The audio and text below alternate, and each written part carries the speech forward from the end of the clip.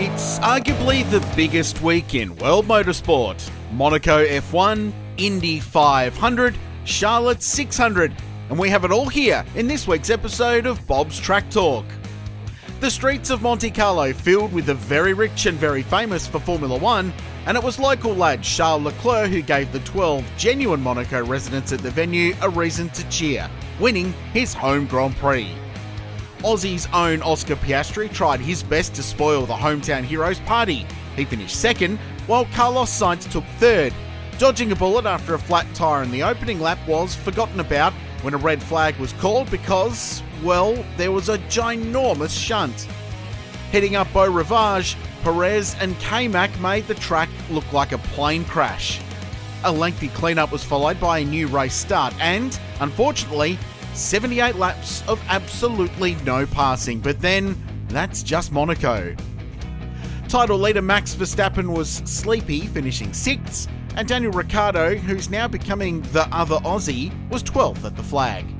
Across the Atlantic, and there was another big car race, in fact the greatest spectacle in racing, the Indianapolis 500. It started with a lap 1 shunt, setting the scene for an afternoon of rain delays and heartache. Lundqvist lunched it, Herder hurt himself, Ryan Hunter-Reay started a lawn mowing side hustle, and Marco Andretti continued the family curse. All before Toowoomban Will Power ate the notorious wall at turn 1, ending his day. It all left a last lap battle between Joseph Newgarden and Pato O'Ward. Newgarden saved his best for turn 3, executing a daring, race-winning move. The win was Newgarden's second Indy 500 on the hop, netting him a cool $4.2 million, plus a bunch of new friends in the Indy stands.